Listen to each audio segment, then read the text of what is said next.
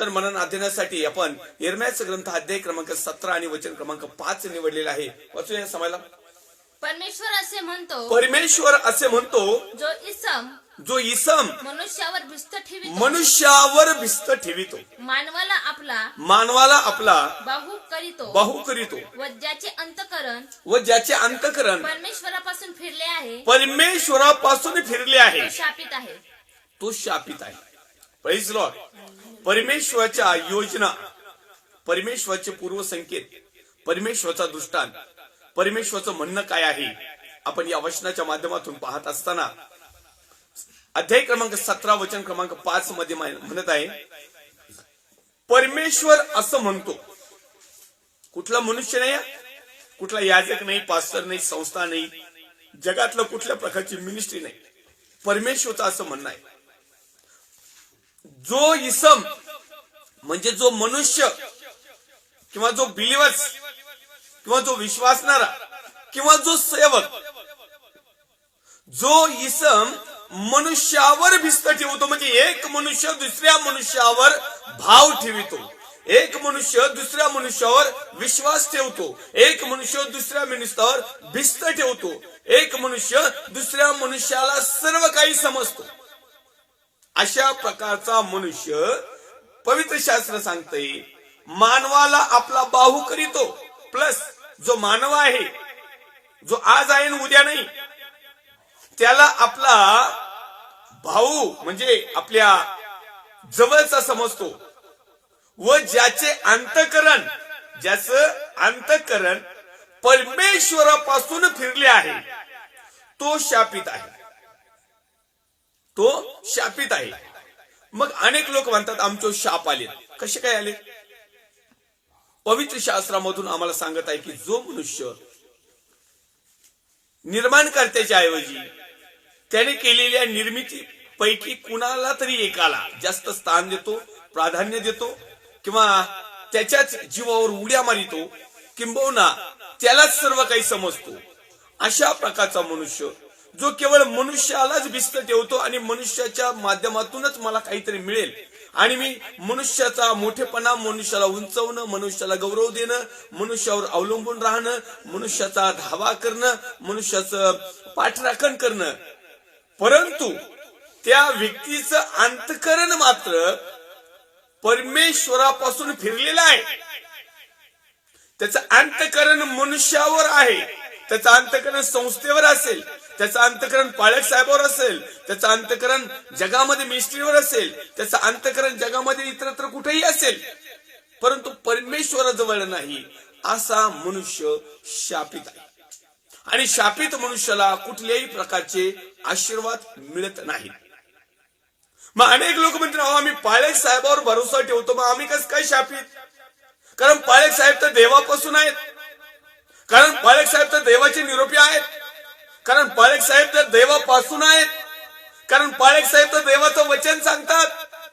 Yes, amen amen amen. वचन सांगतात, सगळं काही करतात, पण तू देव नाहीत.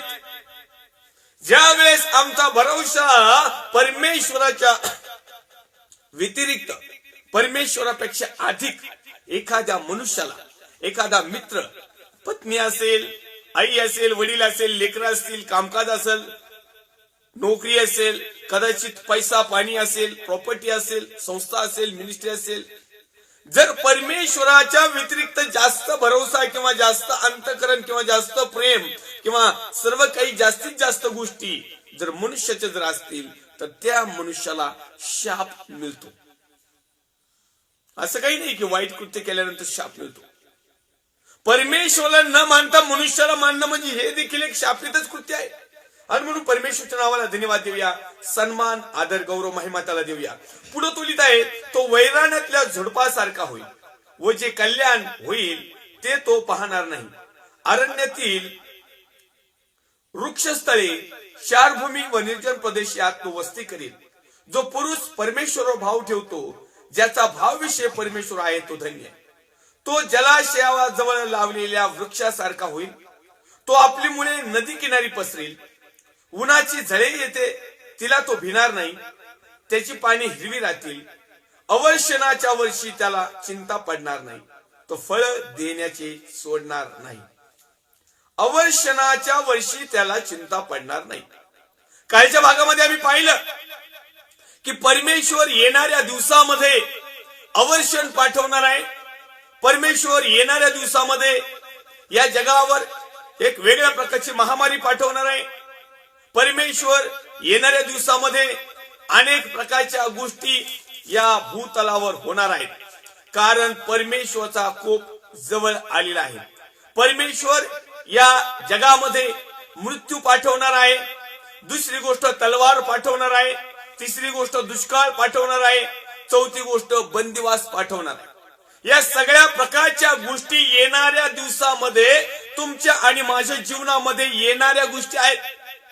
परंतु या गोष्टीपैकी एकही गोष्ट तुम्हाला आणि मला बाधणार नाही. परंतु केव्हा, ज्या वेळेस आम्ही आमचं जीवन परमेश्वराच्या हातामध्ये समर्पित करू. आम्ही आमचं भरोसा, आमचं अंतःकरण, आमचा विश्वास मनुष्यावर नाही, पालक साहेबावर नाही, विश्वासणाऱ्यावर नाही, एखाद्या संस्था मिनिस्ट्रीवर नाही, किंवा ठराविक प्रकारच्या पैसा पाणी जमला जमीन जुमला याच्यावर नाही, तो जो देव परमेश्वर सार्वभौम आहे त्याच्यावर आपला भरोसा राखील. किंबहुना जो जलाशयाजवळ लावल्यासारख्या वृक्षासारखा होईल. म्हणजे जलाशयाजवळ असलेला म्हणजे पवित्र वचनाच्या पाण्याने, पवित्र जलस्नानाने जो बाप्तिस्म करील किंवा जो त्याच्याजवळ राहील, किंबहुना जो त्या पवित्र वस्तू किंवा पवित्र वातावरण किंवा पवित्र आत्म्याच्या सहभागितेमध्ये किंवा देवाच्या पवित्र आत्म्याच्या माध्यमातून तयार होणाऱ्या फळ आणि त्या फळामध्ये जो आमचं जीवन जगेल आणि आपलं अंतःकरण कुठल्या मनुष्यावर नाही तर परमेश्वरावर ठेवील आणि सातत्याने परमेश्वराच्या अभिवचनामध्ये त्याचं जीवन जगेल, तो मनुष्य धन्य आहे. कारण जो पुरुष परमेश्वरावर भाव ठेवतो, ओनली ज्याचा भावविषय परमेश्वर आहे, कायम त्याच्या डोक्यामध्ये परमेश्वराविषयीच्या संकल्पना आहे, कायम त्याच्या डोक्यामध्ये परमेश्वराने सांगितलेल्या गोष्टी पूर्ण करण्यासाठी त्याच्या डोक्यामध्ये विचार आहेत, किंवा कायमस्वरूपी त्याच्या डोक्यात एकच गणगणी की परमेश्वराच्या नावाचा महिमा करणं, परमेश्वराच्या नावाचा धावा करणं, परमेश्वराच्या वचनाप्रमाणे जीवन जगणं, सत्याला समर्पित करणं, होता येईल तेवढा परमेश्वराच्या मध्ये अधिक वेळ घालवणं.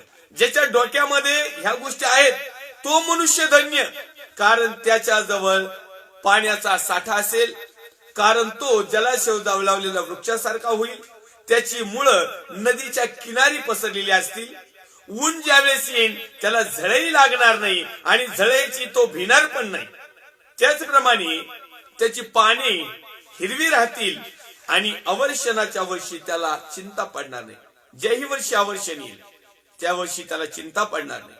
ज्या महिन्यात अवर्षण येईल त्याला चिंता पडणार नाही. ज्या आठवड्यात अवर्षण येईल त्याला चिंता पडणार नाही. कारण तो चिंतामुक्त, व्याधीमुक्त, त्याच प्रकारे अवर्षण मुक्त, तलवार मुक्त, दुष्काळ मुक्त, पीडा मुक्त, आजार मुक्त, जगातल्या सर्व प्रकारच्या गोष्टीतून मुक्त होऊन तो परमेश्वराच्या राजस्थानाजवळ असल्यासारखा त्याला भास होईल. आणि म्हणून आम्ही आमचं हृदय जपून ठेवणं खूप महत्वाचं आहे. कारण हृदय सर्वात कपटी आहे. परमेश्वर काय म्हणत आहे? परमेश्वराने जे हृदय बनवलेलं आहे, जे आमच्यामध्ये आहे, परमेश्वराने बनवताना सगळं चांगल्या प्रकारचं बनवलं होतं. परंतु आम्हाला स्वतंत्र इच्छा दिल्या कारणाने, आम्हाला एक फ्रीडम दिल्या कारणाने, एक आमच्याच मनावर 7 पायले ठेवल्या कारणाने, आमचा निर्णय आम्हालाच करण्याची संधी दिल्या कारणाने, कारण परमेश्वराने आम्हाला गुलामगिरी ठेवली नाही. परमेश्वर आमच्यावर कुठल्याही प्रकारचा दाब दबाव टाकत नाही, दडपण टाकत नाही. परमेश्वराची जरी इच्छा असली की माझ्या सेवकांनी चांगल्या प्रकारच्या गोष्टी कराव्यात, परंतु करायच्या की नाही करायच्या हे परमेश्वराने तुम्हाला आणि मला, तुमच्या आणि माझ्या कंट्रोलमध्ये दिलेलं आहे.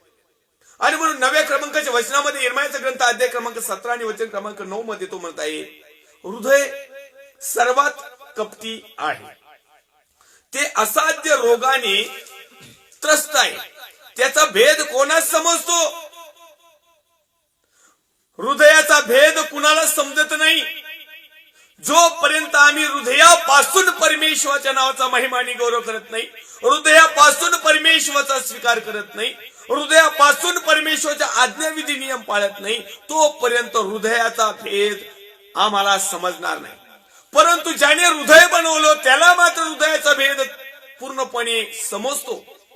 आणि त्याने आज आमच्या हृदयात पाहिलेलं आहे, त्याने आज दर्शन घेतलेलं आहे, दृष्टांत घेतलेलं आहे, स्वप्न घेतलेलं आहे, रहस्य घेतलेलं आहे, पूर्वसंकेत घेतलेला आहे, परमेश्वराच्या योजनेचा हा भाग आहे.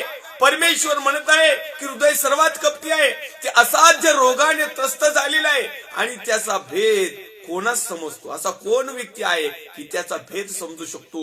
एकच आहे, एकच होता, एकच येणार आहे, तो म्हणजे प्रभू येशू ख्रिस्त, ज्याने तुमच्या आणि माझ्यासाठी स्वतःच्या हृदय तुम्हाला आणि मला एक ते समर्पित केलं, अर्पित केलं. आणि त्या हृदयामध्ये असंख्य अशा बहुसंख्य असे विकार, आजार, बंधन, जोखड, सर्व प्रकारच्या ज्या गोष्टी मनुष्याला हव्या आहेत, ज्या मिळत नसल्या कारणाने, ज्या कायम सातत्याने वारंवार वेगवेगळ्या प्रकारच्या होणाऱ्या आजारातून मुक्तता मिळण्यासाठीच तर देवाचा पुत्र प्रभू येशू ख्रिस्त याला फटके मारण्यात आले. फटके का मारण्यात आले? कारण आमचं हृदय सर्व प्रकारच्या रोगाने त्रस्त झालेलं आहे. सर्व प्रकारचे आजार, सर्व प्रकारचे विकार, सर्व प्रकारचे टेन्शन, सर्व प्रकारचा ताण, सर्व प्रकारचा दबाव, सर्व प्रकारची कटुता, सर्व प्रकारची मलिनता, सर्व प्रकारची निष्ठुरता, सर्व प्रकारचा आज्ञाभंग, सर्व प्रकारच्या पापाचा उगम, सर्व अनावश्यक गोष्टी आम्ही हृदयातून ज्यावेळेस बाहेर निघतात आणि त्या पूर्ण करण्यासाठी तुमच्याकडून आणि माझ्याकडून जे पातक होतं ते पातक आमच्याकडून होऊ नये म्हणून त्या पातकाच्या मानाने आम्हाला आमच्यावर शाप येऊ नये किंवा दंड येऊ नये किंवा त्याचा भयंकर असा क्रोध येऊ नये, किंबहुना जगातले भौतिक आजार आणि त्या आजाराने मी त्रस्त होऊ नये म्हणून तर देवाचा पुत्र प्रभू येशू ख्रिस्त याला फटके मारण्यात आले. आणि त्याला बसलेल्या फटक्याने तुम्हाला आणि मला पूर्णपणे आरोग्य मिळाले. प्रत्येकास ज्याच्या त्याच्या वर्तनाप्रमाणे, ज्याच्या त्याच्या करणीप्रमाणे प्रतिफळ देण्यास मी परमेश्वर हृदय चालून पाहतो, अंतर्याम परखतो. परमेश्वर त्यावेळेस प्रतिफळ देणार आहे, मग ते चांगलं असो या वाईट असो. परमेश्वर ज्या प्रत्येक मनुष्याला प्रतिफळ देतो ते चांगलं असो किंवा वाईट असो, जर आम्ही चांगल्या प्रकारच्या जर कृती आचरण जर केलेलं असेल तर आमचं प्रतिफळ चांगलं असेल. जर आम्ही परमेश्वराच्या विरोधात किंवा परमेश्वराला न आवडणाऱ्या गोष्टी जर करीत असेल तर आमचं प्रतिफळ कदाचित आम्हाला परवडणार नसेल. परंतु जे काही प्रतिफळ परमेश्वर देणार आहे ते हृदय चाळून पाहतो. पहिल्या प्रथम आमच्या हृदयामध्ये काय आहे? आमच्या हृदयामध्ये इतराविषयी प्रेम भावना आहे का? आमच्या हृदयामध्ये इतराविषयी आदर आहे का? आमच्या हृदयापासून इतरांचा आम्ही सन्मान करत आहोत का? आमच्या हृदयापासून आम्ही ख्रिस्त गाजवत आहोत का? आमच्या हृदयापासून आम्ही सेवा करत आहोत का? आमच्या हृदयापासून देवाच्या वचनाचं सत्य आम्ही प्रकट करत आहोत का? आमच्या हृदयापासून आम्ही परमेश्वराच्या अनेक लोक जे हरवलेले आहेत मेंढरं, त्यांना शोधण्यासाठी आमच्या हृदयापासून आमची कळकळ आहे का? तळमळ आहे का? आम्ही त्यांचं ओझं उचलतो का? त्यांचं तारण व्हावं म्हणून आम्ही आमच्या हृदयापासून काय काय गोष्टी करत आहोत? किंबहुना आमचं पोट भरण्यासाठी हृदयापासून आम्ही त्यांना कसं फसवत आहोत हे देखील परमेश्वर पाहतो. म्हणून परमेश्वर आमच्या हृदयातून येणाऱ्या प्रत्येक गोष्टीला चाळतो, चाळून पाहतो, तोलून पाहतो, मोजून पाहतो, मापून पाहतो. ते स्वच्छ आहे की अस्वच्छ आहे? ते शुद्ध आहे की अशुद्ध आहे? ते पवित्र आहे की अपवित्र आहे? ते सत्कर्मी आहे की दुष्कर्मी आहे? सर्व गोष्टी परमेश्वर पाहतो. कारण तुम्ही आणि मी जे काही कामकाज करतो, तुम्ही आणि मी जो बिलीव्ह करतो, तुम्ही आणि मी जो विश्वास ठेवतो, तुम्ही आणि मी जे विश्वासाप्रमाणे कृत्याने आचरण करतो, त्यामध्ये बऱ्याचशा गोष्टी अशा आहेत की आमच्या स्वार्थाच्या, आमच्या मीपणाच्या, आमच्या अहमपणाच्या, आमच्या गर्वाच्या, आमच्या प्रकारच्या खेली खुशीलीच्या या गोष्टी त्या आमच्या हृदयापासून ज्यावेळेस परमेश्वर पाहतो, तर त्याच वेळेस परमेश्वर आम्हाला त्याचं प्रतिफळ देतो. मग ते चांगलं असो या वाईट असो, त्यातली त्यात तो आमचं अंतर्याम देखील पारखतो. आमचं अंतर्याम पारखतो. 11व्या वचनामध्ये तू लिहित आहे, तितर पक्षी आपण न घातलेली अंडे उभी होतो. तितर पक्षी जो आहे ना, त्याने अंडेच घातलेले नसते, तो दुसऱ्याचे अंडे उभी होतो. अशाच प्रकारे बरेचसे लोक आहेत का आपलं काही नाही पण दुसऱ्याच्या जीवावर उड्या मारायच्या. बिलिव्हर्स लोकांकडे हा एक खोड आहे. बिलिव्हर्स लोक जे आहेत ना, ते नेहमी पालक लोकांच्या खांद्यावर देऊन बंदूक चालवतात. त्यांना खांदाच नसतो. तितर पक्षी जो आहे ना, तितर पक्षी तो आपण न घातलेली अंडी उभी होतो. तसे अन्यायाने धन मिळविणारेच आहे. जो अन्यायाने धन मिळवितो त्याचं असंच आहे, त्याच्या स्वतःच काही नसतं. तो आयता जाऊन तिथं बसतो. भुजंग असा ध्वन्या नाद आम्ही ऐकलेलं आहे पूर्वजाकडून, की पूर्वीच्या काळामध्ये जर एखादं धनाचं ठिकाण जर पुरलेलं असलं तर त्याच्यावर एक भुजंग बसतो. भुजंग आयत्या बेळात नागोबा, त्याच्यावर एक नागोबा ठेवायची. हे नागोबा सारखं काम आहे. आपण तर काही करायचं नाही, माती तर काही आपण उकरायची नाही. बिचाऱ्या मुंग्या रातन दिवस कितीतरी कठीण परिस्थितीमध्ये ते वारूळ तयार करतात. जो येतो सुल सुल सुल सुल सुल सुल आणि घुसतो त्या बिळात. आणि म्हणून त्याला काय म्हणतात, आयत्या बिळात नागोबा. आयत्या पिठावर व्याघा वडणं. असाच प्रकारचा तितर पक्षी आहे.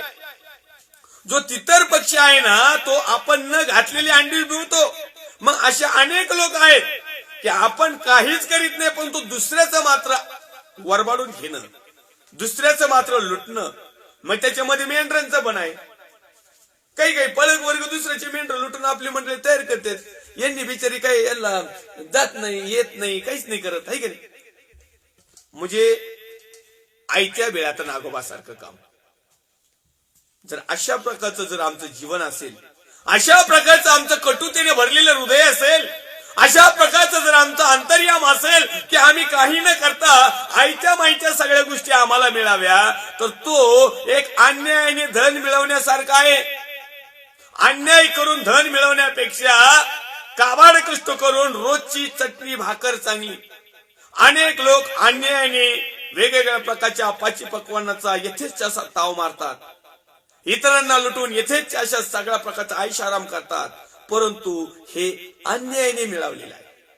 मग अन्यायाने मिळवणारे जरी या जगामध्ये तुम्हाला खेलीखुशालीमध्ये घेऊन जात असेल, जरी या जगामध्ये तुम्हाला एक हाय लेवलला घेऊन जात असेल, जरी या जगामध्ये तुमचं स्टेटस निर्माण करीत असेल, जरी या जगामध्ये तुम्हाला इज्जत मान सन्मान आदर मिळत असेल, परंतु हे अन्यायाने मिळवलेलं धन, या अन्यायाने निर्माण झालेलं हृदय, या अन्यायाने भरलेलं अंतर्याम, परमेश्वर म्हणतो आज तुम्हाला आणि मला आमच्या मधून काढून टाकावं लागेल. जर आम्ही अशाच प्रकारचं आमचं हृदय आणि अशाच प्रकारचं आमचं अंतर्याम आणि अशाच प्रकारचं आमचं बिलिव्हर्सपणा जर ठेवला, तर निश्चित अर्थाने ते त्याला त्याच्या आयुष्याच्या ऐन भरात सोडून जाईल व तो अंतिम मूर्ख ठरेल. आयुष्याच्या ऐन भरात जर आम्हाला या सगळ्या प्रकारच्या गोष्टीला जर सामोरं जावं लागलं, तर तो अंती मूर्ख ठरेल. आणि मूर्खाला स्वर्गाचं राज्य नाही, मूर्खाला चांगल्या प्रकारचं हृदय नाही, मूर्खाला चांगल्या प्रकारचा वाव नाही, मूर्खाला चांगल्या प्रकारचं स्टेटस नाही. मग एकाच दिवसात तो राजाचा रंक बनू शकतो आणि रंकाचा राजाही बनू शकतो. आम्हाला काय करायचं आहे? अनेक लोक म्हणतात थेंबे थेंबे तळ साचे, पण एखादा म्हणतो थेंब थेंब कशाला साचून बसायचं, बरेच वर्ष जातील. मग हे करता करता तर मी म्हातारा होईन, होऊ पडता. आणि म्हातारपणी जरी नाही तळ साचलं तरी चालेल, पण दुसऱ्याचं तळ आवटाळायचं आणि एक दिवस त्या तळ्यात घटकाळा घालून बुडून मारायचं, यापेक्षा ते तळ नसलेलं बरं. आमची तहान भूक तर भागती ना. अनेक लोकांना परमेश्वर जे देत आहे त्यावर ते खुश नाहीत, त्यावर ते परमेश्वरचा आभार व्यक्त करत नाही आणि आणखीन गोष्टीची ते हवस धरतात. परमेश्वर म्हणतो पहिल्या प्रथम तुम्ही स्वर्गाचं राज्य मिळवण्यात झटा, म्हणजे या सर्व गोष्टी तुम्हाला मिळतील. आणखीन परमेश्वर म्हणतो जो थोडक्याविषयी विश्वासू आहे त्याची पुष्कळावर नेमणूक होईल. आम्हाला असं वाटतं की डायरेक्ट पुष्कळावर नेमणूक झाली पाहिजे. ह्या गोष्टी आम्ही शिकणं खूप महत्वाचं आणि गरजेचं आहे. 17व्या क्रमांकाच्या मध्ये पवित्र शास्त्र इर्मयाचा ग्रंथ अध्याय क्रमांक 17 आणि वचन क्रमांक 17 मध्ये म्हणत आहे, तू मला भीतीप्रद होऊ नको, विपत्त काळी तू माझा आश्रय आहेस. माझा छळ करणारे फजित होत, मी फजित न व्हावे ते घाबरे होत, मी घाबरे न व्हावे त्याचवर विपत्त काळ आण, दुप्पट नाशाने त्यांचा नायनाट. परंतु ह्या गोष्टी कुणावर येतील? जे दुर्जन आहेत, जे प्रभूपासून दूर गेलेले आहेत, ज्यांचं हृदय चालून परमेश्वर ज्यावेळेस पाहतो, ज्यांचं अंतर्यम ज्यावेळेस परमेश्वर पारखतो आणि त्याच्यामध्ये मूर्खपणा दिसत आहे, त्याच्यामध्ये उद्दमपणा दिसत आहे, त्याच्यामध्ये अन्याय दिसत आहे, त्याच्यामध्ये आज्ञाभंग दिसत आहे, त्याच्यामध्ये असत्यता दिसत आहे, अशा लोकांवर अकस्मात भीतीचं वातावरण निर्माण होईल. येणाऱ्या 2022च्या 6व्या महिन्यानंतर परमेश्वराच्या वचनाच्या माध्यमातून, परमेश्वराच्या प्रकटीकरण, रेव्हलेशन आणि भविष्यवाणीच्या माध्यमातून 2022च्या 6व्या महिन्यानंतर भीतीप्रद वातावरण या जगामध्ये निर्माण होणार आहे. कृपया आपले आत्मिक कान उघडून ऐका. ही भविष्यवाणी आहे. येणाऱ्या थोडक्या काही महिन्यामध्ये होणारी, संपूर्ण जगामध्ये विविध करून वेगवेगळ्या प्रकारच्या राज्यामध्ये, राष्ट्रामध्ये भीतीचं वातावरण तयार होणार आहे. आणखी वेगवेगळ्या प्रकारच्या विपत्ती येणार आहेत, जसे की कोविड-19, 19-2 ची लाट, 19-3 ची आता तो डेल्टा, अल्टा, माल्टा काय ते, याच्यापेक्षा अनेक विपत्त्या या जगावर येणार आहेत. अनेक विपत्त्याचे आव जगात येणार आहेत. अनेक विपत्तीच्या डुप्लिकेट बातम्या देखील जगामध्ये येणार आहेत आणि या डुप्लिकेट बातम्याबरोबरच ओरिजिनल देखील विपत्ती या जगामध्ये येणार आहेत. कारण परमेश्वराच्या वचनामध्ये, भविष्यवाणीमध्ये, प्रकटीकरणाच्या पुस्तकामध्ये सांगितलेलं आहे, तुम्ही अवयवा ऐकाल, म्हणजे जी गोष्ट अस्तित्वातच नाही ती गोष्ट तुम्ही ऐकाल आणि मग तुमच्या लक्षात येईल की ही गोष्टच मुळीच नाही, परंतु त्याच मधून ती गोष्ट निर्माण होईल. हे येणाऱ्या दिवसाची भविष्यवाणी आहे. आणि म्हणून माझे प्रिय भावांनो, बहिणींनो, देवाच्या अभिषिक्त सेवकांनो, आम्हाला या 2022 पासूनच, आताच्या दिवसापासूनच आम्हाला परमेश्वरामध्ये आपलं पाऊल जपून टाकायचं आहे. कारण परमेश्वर आता हृदय चालून पाहायला सुरुवात केलेली आहे. परमेश्वरने आता अंतर्याम पारखायला सुरुवात केलेली आहे. परमेश्वरने आज आमचं कृती, कर्म आणि आचरण पाहायला सुरुवात केलेली आहे. परमेश्वरने आज आमचा विश्वास पाहायला सुरुवात केलेली आहे. आणि येणाऱ्या दिवसामध्ये परमेश्वर एक भीतीचं वातावरण निर्माण करणार आहे. त्या भीतीच्या वातावरणामध्ये जे परमेश्वराचे लोक आहेत, जे विश्वासणारे लोक आहेत, जे सत्यावर ठाम लोक आहेत, जे आज्ञा पालन करणारे लोक आहेत, जे प्रभूमध्ये वाढणारे लोक आहेत, जे परमेश्वरालाच केवळ आपली भिस्त ठेवणार आहेत, जे केवळ परमेश्वरालाच आपला बाहू बनवणार आहेत, जे केवळ परमेश्वराला टोटली विसंबून आहेत, अशाच लोकांच्या जीवनाजवळ भीती येणार नाही. दुसरी गोष्ट, या जगामध्ये अनेकावर विपत्ती काळी येणार आहे आणि त्या टायमिंगला तू माझा आश्रय आहेस. या सगळ्या जगाचा आश्रय परमेश्वर राहणार नाही. तर ज्या वेळेस विपत्ती येईल त्यावेळेस परमेश्वर फक्त त्याच लोकांचा आश्रय असेल जे परमेश्वराच्या आश्रयाला आलेले आहेत. त्याच लोकांचा परमेश्वर आश्रय करील की जे पाण्याच्या प्रवाहाजवळ लावलेले आहेत. त्याच लोकांना परमेश्वर आश्रय देईल किंवा शांती देईल किंवा कुंपण देईल किंवा झाकून ठेवील किंवा त्याच्यावर पाखर घालील किंवा त्या विपत्तीपासून त्यांना सोडविल. ते हेच लोक आहेत की जे बिलीव्ह करणारे. ते हेच लोक आहेत की वचनाचं, सत्याचं मर्म समजून घेऊन स्वतःचं परिवर्तन करून, पश्चाताप करून परमेश्वराकडे वळणारी लोक आहेत. येणाऱ्या 2022 नंतर, 2022च्या 6व्या महिन्यानंतर तर साधारणतः 2024 पर्यंत टोटली या सर्व प्रोसेस परमेश्वर या भूतलावर करीत आहे. अनेक लोक वेगवेगळ्या प्रकारची भविष्यवाणी करत आहेत. परमेश्वरापासून काही करत आहेत, काही अंदाजे करीत आहेत, काही स्वतःची छाप करण्यासाठी करीत आहेत, काही स्वतःचे द मॅन ऑफ गॉड म्हटलेले, स्वतः प्रोफेट म्हटलेले, स्वतः भविष्यवक्ता नाव पदवी घेतलेले, स्वतः डॉक्टरीन केलेले, स्वतः एक स्टेटसला फोकसला येण्यासाठी परमेश्वराच्या नावाने खोटे संदेश आणि खोट्या भविष्यवाण्या करणाऱ्या पैकी देखील अनेक लोक येऊन ह्या गोष्टी सांगतील. पण माझ्या प्रिय भावांनो, बहिणी आवडलं, काय खरं आहे आणि काय सत्य आहे, काय खोटं आहे, काय कुभांड आहे आणि काय अफवा आहे, हे तुम्हाला समजण्यासाठी कृपा करून तुम्ही परमेश्वराच्या पवित्र वचनाकडे तुम्ही तुमचं लक्ष पुरवा. म्हणजे तुम्हाला समजेल की जो मॅन ऑफ गॉड म्हटलेला, किंबहुना जो स्वतःला भविष्यवक्ता म्हटलेला, किंबहुना तो स्वतःला एक स्पिरिच्युअली टीचर म्हटलेला, किंवा स्वतःला कुणीतरी एक खूप मोठा एक संदेष्टा म्हटलेला, किंबहुना एक प्रीचर म्हटलेला, किंबहुना एक शिक्षक म्हटलेला.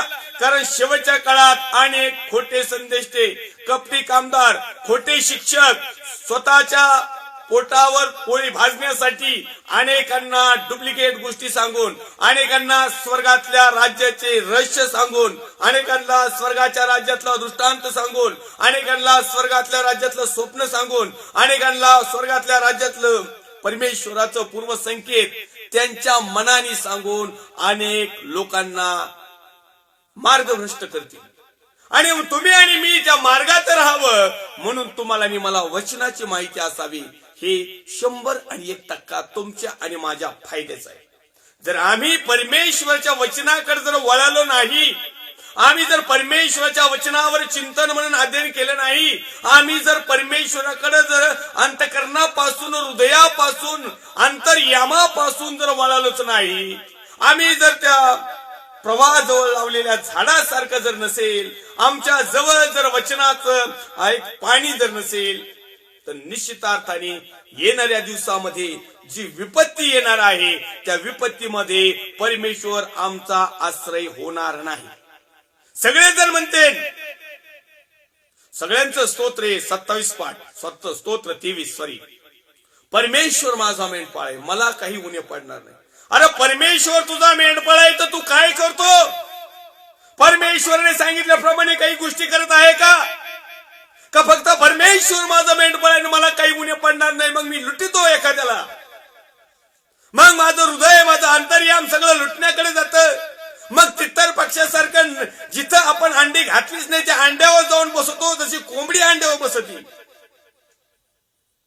अन्यायाने धन मिळवता आणि वरून म्हणता परमेश्वर माझा मेंढपाळ आहे, मला काही उणे पडणार नाही. वरून लोकांना तोंड घेऊन सांगता की मला काही कमी नाही, परमेश्वर माझा मेंढपाळ आहे. आणि पहा मग मला किती धन दिलंय. हे दुसऱ्याच्या अंड्यावर बसल्यावर, दुसऱ्याच्या अंड्यावर बसणारी तितर पक्षासारखी ऊब धरून बसणारी कधीतरी स्वतःचे अंडे घालायला शिका. कारण येणाऱ्या दिवसामध्ये जर तुम्ही अन्यायाने धन मिळवत आहात तर तुम्ही आयुष्याच्या ऐन भरात सोडून जाल. अनेक लोक आयुष्याच्या ऐन भरात सोडून गेले. बरेच लोक म्हणतात अहो खूप चांगलं चाललं होतं, आता कुठेतरी सुखाचे दिवस आलते गेली. रात्रीच मी रात्रीच्या प्रवचनामध्ये म्हटलं, स्वर्गवासीच्या ऐवजी ना दुसरं नाव पाहिजे होतं, नरकवाशी, तोंडवाशी, तिकडच वाशी, वढ्याला वाशी, आहे की नाही? ऐन भरात एवढं सगळं कमवलं, गेले ते. अरे कसे गेले? या गोष्टी आम्हाला आता समजणं गरजेचं आहे. कारण आजही लोक नुसतं याच्या पाठीमागलेत आणि इकडं.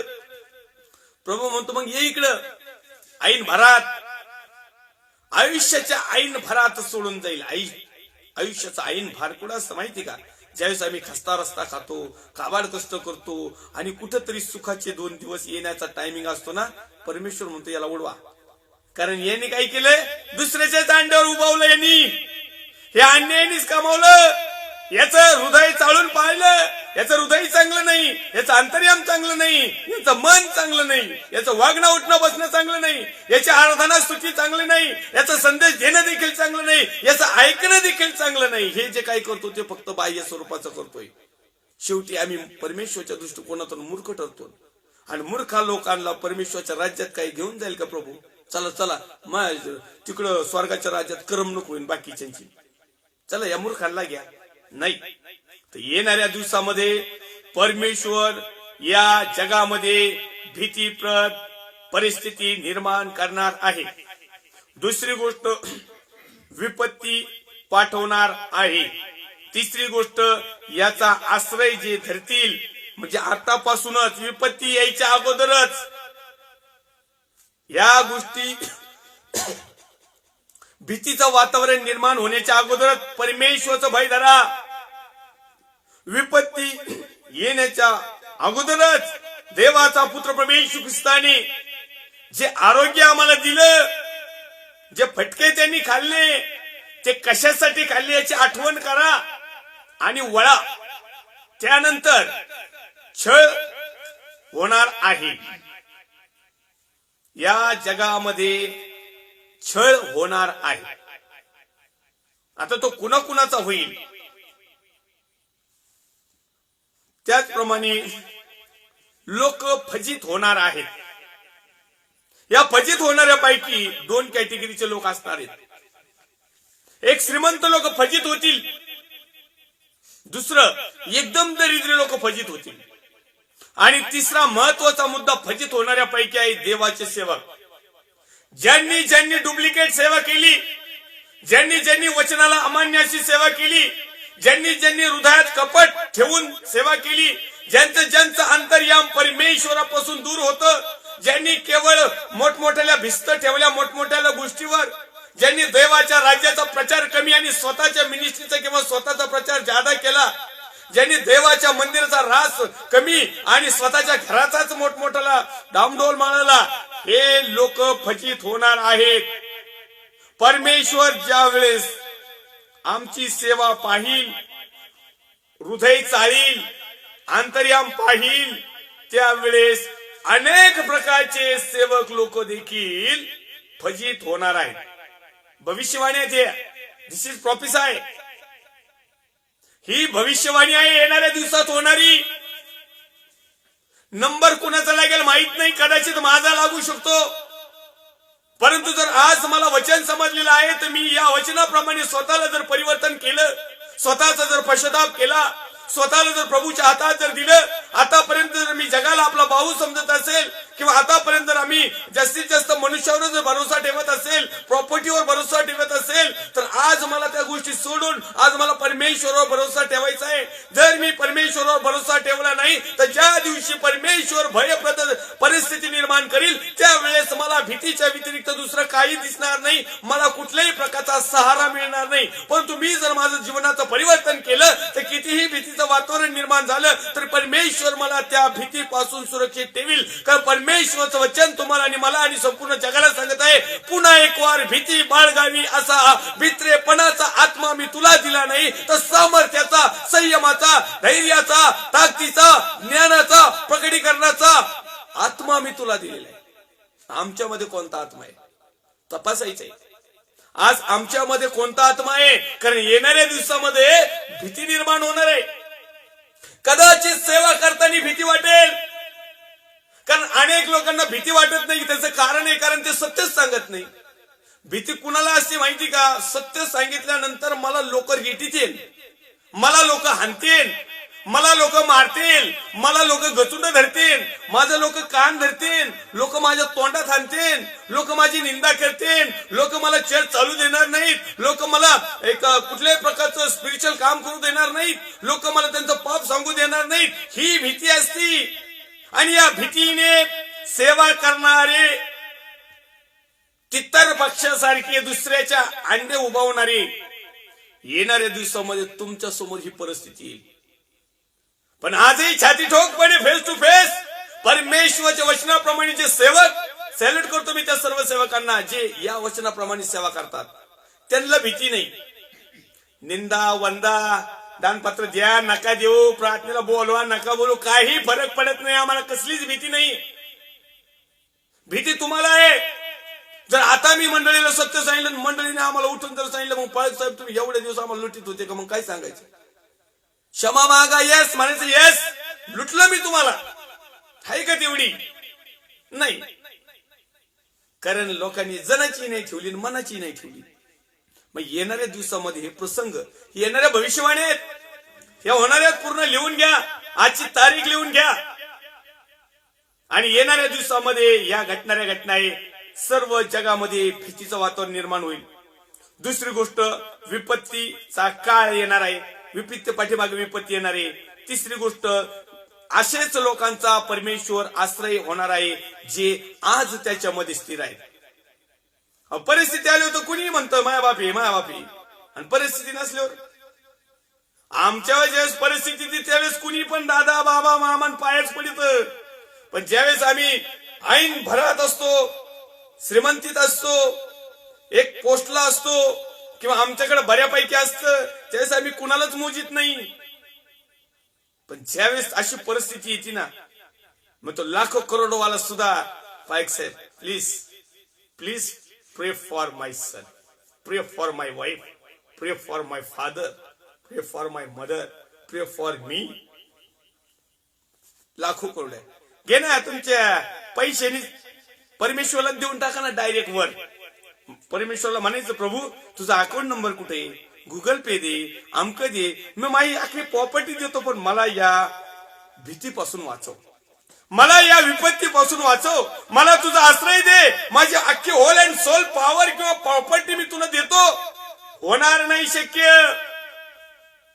एक सर्वसाधारण विश्वासणारा प्रभूकडे म्हणेन प्रभू प्रभू म्हणजे आवाज द्यायची गरज नाही, मी तुझा आश्रय आहे, मी तुझा पाय गुंतून येणार नाही. तो मृत्यूछायेच्या दरीतून चाललास तरी तुला कसल्याच अरिष्टाची भिणार नाही, कारण मी तुझ्या बरोबर आहे.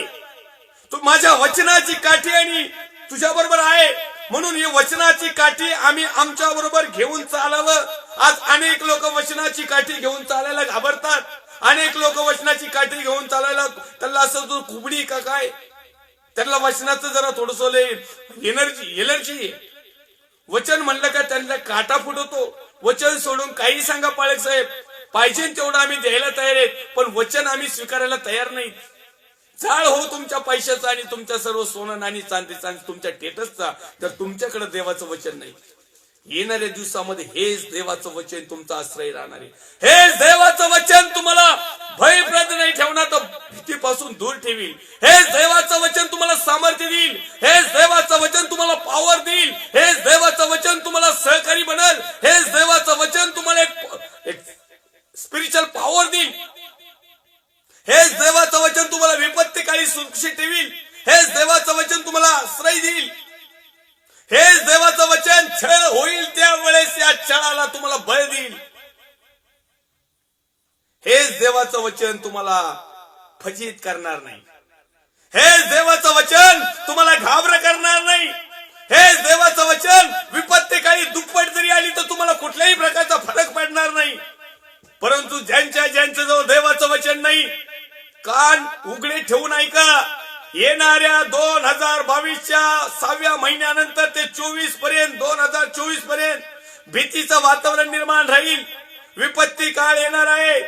आश्रय करणारे जे परमेश्वराच्या व्यतिरिक्त ज्यांना बाहू ठेवतात, ज्यांना आश्रय समजतात, यांना आश्रय मिळणार नाही. त्या ठिकाणी छळ होणार आहे.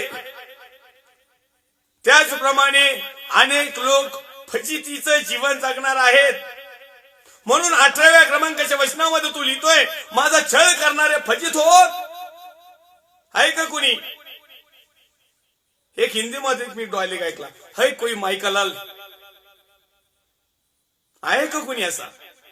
परंतु ज्यांच्या जवळ देवाचं वचन आहे, ज्यांच्या जवळ सत्य आहे, ज्यांच्या जवळ परमेश्वराच्या एका हृदयापासून, परमेश्वर अंतःकरणापासून त्याची सेवा चाकरी करणारा, त्याच्यावर भरोसा ठेवणारा, त्याच्या वचनाप्रमाणे जीवन जगणारा आहे, त्यात समाधी राहणारा, या बोटाचा तुका त्या बोटावर न टाकणारा, दुसऱ्याच्या अंड्यावर जाऊन उभावणारा नाही, अन्यायाने मिळवणारा नाही, अपवित्र वागून इतरांना लुटणारा नाही, तर जो परमेश्वराच्या नियोजनानुसार, परमेश्वराच्या वचनानुसार, परमेश्वराच्या अभिषेकानुसार, परमेश्वराच्या निवडीनुसार, परमेश्वराच्या पाचरणानुसार परमेश्वराच्या विधी आज्ञा नियमानुसार जो जीवन जगत आहे त्याच्या जीवनामध्ये भीती निर्माण होणार नाही. त्याच्या जीवनामध्ये विपत्ती काळ जरी आला तर विपत्ती त्याला स्पर्श करू शकणार नाही. त्याच्या जीवनाचा आश्रय जगातलं कुणी झालं नाही तरी चालेल, परंतु देवाचा पुत्र परमेश्वर ख्रिस्त स्वतः त्याचा आश्रय बनणार आहे. ज्यावेळेस छळाची परिस्थिती निर्माण होईल त्यावेळेस तो फजित होणार नाही, कारण आजही तो परमेश्वरासाठी छळ सहन करण्यास त्याच्यामध्ये ताकद आहे, त्याच्यामध्ये सामर्थ्य आहे, त्याच्यामध्ये अभिषेक आहे, त्याच्यामध्ये देवाची दया आणि कृपा आहे, त्याच्यामध्ये दैवी गुण आहे, त्याच्यामध्ये एक होली स्पिरिट पॉवर आहे. आजही अनेक लोक देवाची सेवा चाकरी करीत असताना त्यांचा छळ होत आहे, त्यांना फजित केलं जातं, परंतु ते प्रेज द लॉर्ड म्हणतात. अनेक लोक ह्या गोष्टी होऊ नये म्हणून लोकांना गोड गोड गोष्टी सांगतात. फरक आहे. म्हणून 2022च्या 6व्या महिन्यानंतर तर 25 पर्यंत ह्या सगळ्या घटनाक्रम वेळोवेळी होणार आहेत. ही भविष्यवाणी आहे. लोकांनी एक स्टाईल मध्ये सांगितलं ना, मग त्याला वाटतं यांना प्रकटीकरण झालं काय. आणि असं वचनाला धरून सौम्य आहे तशाच कंडिक्शन मध्ये सांगितलं ते याला काय म्हणतात, प्रोफेसी याला थोडी म्हणतात, याला भविष्यवाणी थोडी म्हणतात. लेख आव आणलो, डोळे बंद करायचे आणि मग काहीतरी अन्य भाषा बोलायची, काहीतरी डोळे झाकायचे, काहीतरी वाकडे तिकडे करायचे, आणि मग देवाने मला तिकडेच रात्रीच मारायला पाहिजे होतं, तुला सांगायलाच ठेवायला नव्हतं पाहिजे. दृष्टांत दिला, दर्शन दिलं, स्वप्न दिलं, रहस्य दिलं, पूर्वसंकेत केला. परमेश्वर माझ्या रात्री उशाला आला तसंच मुंडकं दाबायला पाहिजे होतं. हे अशा काही गोष्टी आता सध्या होत नाही. परमेश्वर अद्भुतरित्या सध्याच्या काळामध्ये देव वचनाच्या द्वारे प्रकटीकरण देतो, दर्शन देतो, दृष्टांत देतो, स्वप्न देतो, रहस्य देतो, पूर्वसंकेत देतो, परमेश्वरच्या योजना समजतो. कारण तो म्हणताय की माझ्या सेवकाला सांगितल्याशिवाय मी कुठलीच गोष्ट करत नाही. परमेश्वर नेहमी त्याच्या सेवकाला सांगतो आणि त्याचा कोड वर्ड आहे सध्याच्या काळामध्ये वचन. पूर्वीच्या काळामध्ये परमेश्वर दृष्टांत द्यायचा, पूर्वीच्या काळामध्ये परमेश्वर स्वप्न दाखवायचा, पूर्वीच्या काळामध्ये परमेश्वर भविष्यवाणी आकाशवाणी करायचा, आकाशातून नाद आवाज यायचा, वेगवेगळ्या प्रकारचे दाखले द्यायचा, वेगवेगळ्या प्रकारचे दृष्टांत द्यायचा, वेगवेगळ्या प्रकारचे पूर्वसंकेत करायचा, वेगवेगळ्या प्रकारचे रहस्य करायचा. या युगाच्या समाप्तीला परमेश्वर केवळ पवित्र आत्म्याच्या सामर्थ्याने, सेकंड नंबर देवाच्या अभिवचनाद्वारे, आणि थर्ड नंबर फक्त त्याच्या ठरवलेल्या काही विशिष्ट अशा देवाच्या अभिषिक्त मॅन ऑफ गॉड जे ओरिजिनल आहेत त्यांनाच परमेश्वर दृष्टांत दाखवतो, बाकीच्या आयऱ्या गायऱ्यांना नाही. आजकाल कुठूनही उठून येतात आणि प्रोफेट नाव होतात आणि काही भविष्यवाणी करतात. ह्या भविष्यवाण्या ऐकू नका, या भविष्यवाणीच्या पाठीमागे लागू नका. यांना भविष्यवाण्या फक्त श्रीमंतीच्याच होतात, यांना भविष्यवाण्या फक्त भरभराटीच्याच होतात, यांना भविष्यवाण्या केवळ आमच्या नफ्याच्याच होतात, यांना भविष्यवाण्या फक्त आमचं उज्ज्वल स्वज्वल वाटोळ कसं होईल याच्याच होतात. वाटोळ म्हणजे कोणतं, जगामध्ये जास्तीत जास्त कसा हा विलीन होईल, परमेश्वराकडचं नाही. यांना जे काही आजकाल दर्शन किंवा दृष्टांत किंवा जे भविष्य किंवा जे रहस्य कळतं किंवा जे स्वप्न पडतं ना, यांना फक्त जगातलंच पडतं. परमेश्वर या भूतलाचा नाश कसा करणारे याचा दृष्टांत नाही पडत. परमेश्वर या भूतलावर आणखीन काय काय विपत्ती आणणारे याचं नाही पडत. परमेश्वर आम्हाला पश्चातापासाठी काही संधी देईल का नाही याचंही नाही पडत. या सध्याच्या जे प्रॉफेट म्हटलेले आहेत, खोटे भविष्य वक्ते, यांना आजकाल फक्त जगातल्या सौंदर्य, जगातल्या प्रॉफिट, जगातल्या सुख समाधान, जगातलं ऐश्वर्य याच्या पलीकडे काहीच होत नाही. अहो भजनदर सिंगकडे तुम्ही बघा, कधी भविष्यवाणी किती असतात त्यांच्या, कायम बघा तुम्ही.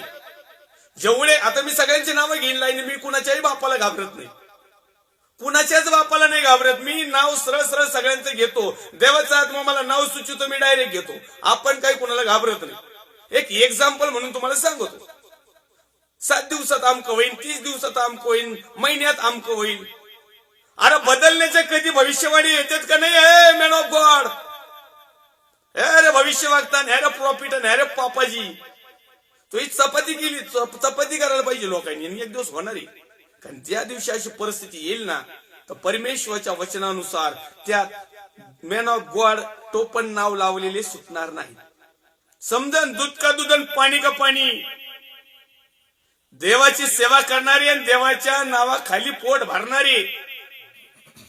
देवाचा पुत्र प्रभू येशू ख्रिस्त म्हणतो, मी सेवा करून घ्यावयास आलो नाही, तर सेवा करावयास आलो आहे. आणि आम्ही आलो, आमची सेवा करा. आम्ही कधी लोकांची सेवा केली का? या ग्राउंड लेवलला या. तुमच्याकडे तर मोठमोठे फाउंडर, ते मोठमोठे बिल्डर लोक तुम्हाला संरक्षणासाठी ठेवतात. तुमचा विश्वास आहे का देवाचे देवदूत तुम्हाला सांभाळीत येत म्हणून तुम्हाला संरक्षण देतात? वर थोबाड करून तिथं स्टेजवर तुम्ही मोठमोठे ते ब्राउझर लोक बोलतात. तुमचा भरोसा नाही, तुमचा विश्वास नाही, तुम्ही मॅन ऑफ गॉड नाही, तुम्ही देवाचे लोक नाही. तुम्हाला असं वाटत नाही की लाखो दिव्यतेचं संरक्षण तुम्हाला मिळत आहे म्हणून? अरे परमेश्वराचं वचन स्पष्टरित्या सांगतंय की परमेश्वराचं भय धरणाऱ्या भोवती त्याचा दिव्य दूत त्याच्या संरक्षणासाठी परमेश्वराने दिलेला आहे. मग तुम्हाला असे बॉडीगार्ड काय लागतात?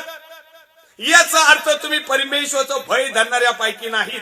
आणि परमेश्वराचं भय धरणाऱ्या नसल्या कारणाने तुम्हाला असं वाटतं की जगातले लोक आम्हाला मारतील. अरे मरणार कर, लगेच पटापटा मारा तुम्ही.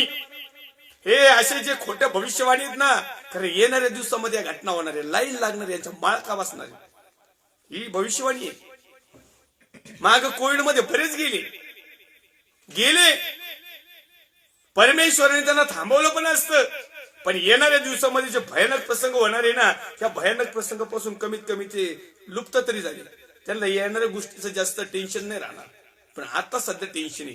डुप्लिकेट सेवा करणाऱ्यांनो, डुप्लिकेट भविष्यवाणी करणाऱ्यांनो, डुप्लिकेट दर्शन दृष्टांत स्वप्न सांगणाऱ्यांनो, आणि परमेश्वराच्या मेंढरांना लांडग्यासारखं पकडून नरकाकडे घेऊन जाणाऱ्यांनो, येणाऱ्या दिवसासाठी परमेश्वराचा संमत आहे. 8व्या क्रमांकाच्या वचनामध्ये मी पुन्हा एक वार वाचतो, आपला वेळ होत आलेला आहे. माझा छळ करणारे फजित होत, मी फजित न व्हावे ते घाबरे होत, मी घाबरे न व्हावे त्याजवर विपत्त काळ आण, दुप्पट नाशाने त्यांचा नायनाट कर. दुप्पट नाश जाऊ दे त्यांच्याकडं आणि त्यांचा नायनाट करून टाक. कारण त्यांचा जर नायनाट केला नाही तर देवाच्या लोकांचा लई नायनाट चाललाय. तुम्हाला असं वाटत असेल की प्रत्येक साहेब पास्टर राजू अल्लाह प्रत्येक वेळेस तुम्ही देवाच्या सेवकावरच कमवून कोपातात, त्यांच्यावरच कमवून असे बोट मोडीतात तीनदा.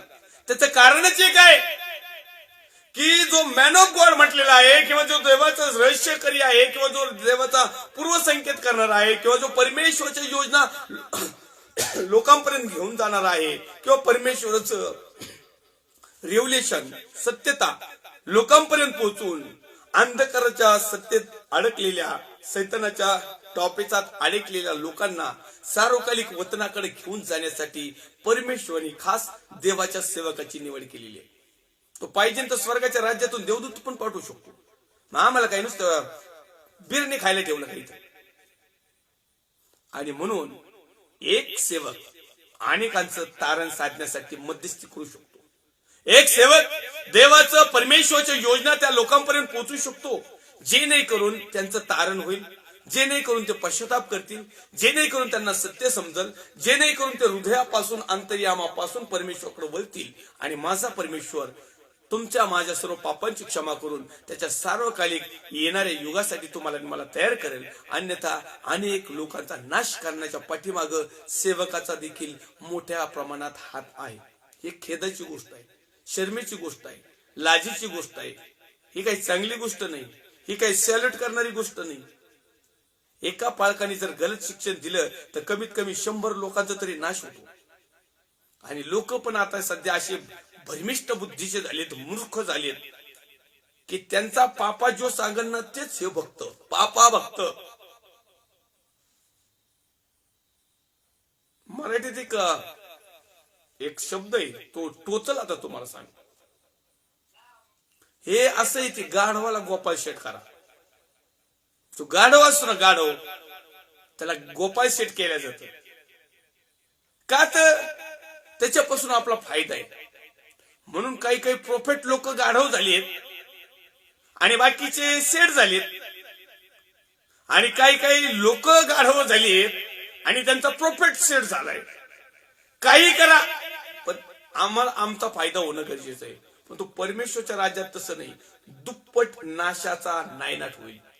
जसं देवाचा सेवक वचनाची सेवा करणारा देवाचा सेवक परमेश्वरचं वचन असं सांगत आहे की तो सन्मानास दुप्पट सन्मानास गणला जावा.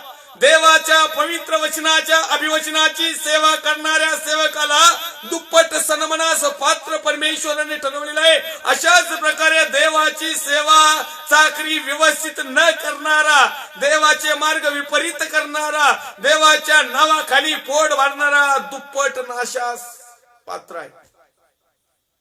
तुम्हाला जे पाहिजे ते घेऊ शकता. विश्वासणारा भाऊ पण आला याच्यामध्ये, बहीण पण आली, आई वडील पण आली. मग आज आम्हाला कसं जीवन जगायचंय? संपूर्ण जग चाललंय कुठं? आम्ही चाललोत कुठं? आजही लोक कमवायच्याच माग आहेत. आजही लोक लुटण्याच्याच माग आहेत. आजही लोक मूर्खपणाच करतात. आजही लोक एका त्याला काय म्हणतात, आजही लोक काय करतात अशा प्रकारे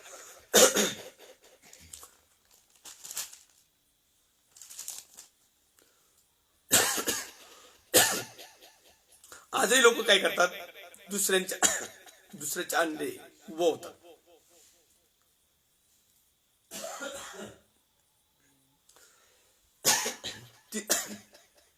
तितर पक्षी जो आहे तो आपण न घातलेली अंडे उबवतो.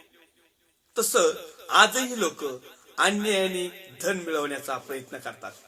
आणि म्हणून माझ्या प्रिय भावांनो, बहिणींनो, आई वडिलांनो, देवाच्या अभिषिक्त सेवकांनो, आज आम्ही कशा प्रकारे जीवन जगावं ह्या गोष्टी आम्हाला समजणं खूप महत्वाचं आहे. परमेश्वरच्या नावाला धन्यवाद देऊया. या ठिकाणी थांबूया. आपला वेळ झालेला आहे. पुन्हा एक वार पुढच्या लाईव्ह सेशन मध्ये आपण परमेश्वरच्या नावाचा महिमा आणि गौरव करणार आहोत. यिर्मयाचा ग्रंथ अध्याय क्रमांक 23 मध्ये एक विशिष्ट अशी घटना आहे. परमेश्वरची योजना आहे की खोट्या संदेशांचा निषेध परमेश्वराने केलेला आहे. खोटा जो संदेश आहे, भविष्यवक्ता आहे, प्रॉफिट जो आहे, सेवक आहे, मॅन ऑफ गॉड ज्याला म्हणतात, किंबहुना बिलिव्हर्स भाऊ बहीण आई वडील जो आहे त्याचा निषेध करा असं सांगितलंय. तुम्हाला वचनानुसार रेफरन्स मिळतील. पुन्हा एक वार लाईव्ह सेशनला जोडणारे सर्व देवाचे अभिषिक्त सेवक सेविका, विश्वासणारे भाऊ बहीण आई वडील, प्रत्येकाचं मी पास्टर आशुराज लाट अहमदनगर मधून मनापासून हार्दिक स्वागत करतो. ब्रदर विजय ठोंबे आम्हाला जोडलेले होते. त्याचप्रमाणे आमचे आदरणीय रेव्हरंट विजय गोरे साहेब देखील जोडलेले होते. पास्टर सॅम्युअल नाईक देखील जोडलेले होते. त्याचप्रमाणे ब्रदर संतोष पागारे देखील आपल्याला जोडले होते. ब्रदर अमोल गायकवाड होते. त्याचप्रमाणे ब्रदर आपल्याला बनसोडे देखील जुळलेले होते. त्याचप्रमाणे आपले ठोंबे देखील आपल्याला जुळलेले होते. अनेक देवाचे सेवक सेविका, विश्वासणारे भाऊ बहीण आई वडील आपल्याला जुळलेले होते. आपण प्रत्येक जणांनी परमेश्वरच्या नावाचा महिमा आणि गौरव केलेला आहे. येऊया, आपण काही गोष्टीसाठी प्रार्थना विनंती करणार आहोत की येणाऱ्या दिवसामध्ये परमेश्वराने आमचं जीवन बदलावं, आमचं हृदय तपासावं, आमचं अंतःकरण तपासावं आणि आमची सर्व सेवा देखील तपासावी. त्याच प्रकारे आमचं कुटुंब, आमचं कौटुंबिक जीवन येणाऱ्या दिवसामध्ये परमेश्वर देवा ज्या काही घडामोडी तू निर्माण करणार आहे, जे काही विशेष करून जे भविष्यवाण्या परमेश्वरच्या वचनामध्ये दिलेल्या आहेत, येणाऱ्या दिवसामध्ये जो महासंकटाचा काळ जो निर्माण होणार आहे, जे काही वेगवेगळ्या प्रकारच्या क्रोधाचा दिवस परमेश्वरचा येणार आहे आणि त्याच बरोबर पवित्र आत्म्याची संगती आणि सहभागिता आणि परिवर्तनाची लाट, पवित्र आत्म्याचा अभिषेक आणि पवित्रतेकडे जाणाऱ्या लोकांचं देखील अनेक लोक पवित्रतेकडे जाणार आहेत. अनेक लोक दुष्टतेकडे वळणार आहेत. तर आम्ही पवित्रतेकडे वळावं आणि परमेश्वरच्या नियोजनानुसार आम्ही जोपर्यंत या जीवात जीव आहे, जोपर्यंत आम्ही जिवंत आहोत, तोपर्यंत आम्ही प्रभू येशू मध्ये जीवन जगावं, यासाठी आपण मध्यस्थीची प्रार्थना करूया. पवित्र तो सेनाधीश दे बापा, जसे आहोत तसे तुझ्या पवित्र हातामध्ये आहोत. प्रभू येशू ख्रिस्ताच्या प्रेमळ आणि सामर्थ्यवान नावात आम्ही प्रार्थना विनंती करतो आमच्या भारत देशासाठी. भारत देशातील सर्व राज्य, विशेष करून माझा महाराष्ट्र राज्याचे मुख्यमंत्री मान्य उद्धवजी साहेब, त्यांचे सर्व सहकारी टीम, विरोधी पक्षनेते मान्य देवेंद्र फडणवीस साहेब, त्यांचे सर्व सहकारी टीम, सर्व भारत देशातील सर्व परमेश्वर दे बापा मिलिटरी पोस्ट जवान, कमांडोज, त्यांचे कुटुंबीय, त्याचप्रमाणे सर्व शेतकरी बंधू, सर्व पोलीस डिपार्टमेंट, डॉक्टर्स, नर्स, सेवाभावी संस्था, वैयक्तिक लोक, लाईव्ह सेशनला जुळणारे सर्व लहानापासून थोरापर्यंत देवाचे अभिषिक्त सेवक सेविका, विश्वासणारे भाऊ बहीण, आप्तजन, मित्र, स्नेही परिवार जे जुळलेले आहेत, जे यानंतर पाहणार आहेत, आणि आम्ही प्रत्येक जण प्रिय प्रभू येशू तुझ्या पवित्र हातामध्ये देतो. प्रत्येकाच्या समस्या, चिंता, काळजा, टेन्शन, ताण, दबाव, आर्थिक व्यवहार, जे काही कर्जबाजारीपणा असेल, आजार, विकार, बंधन, सोकळ, त्याचप्रमाणे प्रिय बाप्पा जे काही आमच्या मागण्या, कल्पना, आमच्या प्रार्थना, विनंती असतील, प्रभू येशूच्या नावात आमच्या विश्वासाप्रमाणे, आमच्या कृतीप्रमाणे, आमच्या आचरणाप्रमाणे तू आम्हाला प्रत्येकाला उत्तर दे. आणि येणाऱ्या दिवसामध्ये आमच्यामध्ये जे काही कमी घटी आहेत, जे पाप आहे, जे व्यसन आहे, जे वासना आहे, जे मीपणा आहे, अंपणा, गर्व, अभिमान, व्यतपुषारकी, लबाडकी, अशक्तपण, अज्ञानपण, परमेश्वर देव बाप्पा, असत्यता, आज्ञाभंगता, ज्या ज्या गोष्टी आमच्यामध्ये आहेत प्रभू येशू, आज आम्ही कबूल करतो. आणि येणाऱ्या दिवसामध्ये त्याच्यापासून दूर जाण्यासाठी, ते सोडण्यासाठी, त्याच्यातून परमेश्वर देव परिवर्तन होण्यासाठी प्रिय प्रभू येशू, तुझ्या सामर्थ्याची, तुझ्या अभिषेकाची, तुझ्या दयेची आज आम्हाला गरज आहे. प्रदेव आम्ही सर्व गोष्टी आम्ही सोडू इच्छितो. परमेश्वर देव बाप्पा आम्ही प्लॅन करतो, परंतु परमेश्वर देव बाप्पा आजही आम्ही तशाच गोष्टीवर ठाम आहोत. कारण परमेश्वर देव बाप्पा तू आज आमच्या अनुग्रहाने कृपा कर आणि सर्व अपराध, सर्व पाप, सर्व गोष्टी ज्या तुला आवडत नाही त्या सोडून देण्यासाठी तू आम्हाला विशेष मार्गदर्शन कर. सर्व आदर, गौरव, सन्मान तुला दे. ख्रिस्त येशू जो होता, जो आहे, जो येणार आहे, तर पवित्र प्रभू येशू ख्रिस्ताच्या प्रेमळ आणि सामर्थ्यवान नावात छोटीशी प्रार्थना मागतो, स्वर्गीय पिता होय. आमेन. प्रभु रक्त की जय, प्रभु रक्त की जय, प्रभु रक्ताचा जयकारस. Amen, amen, amen. Praise the Lord. Thank you.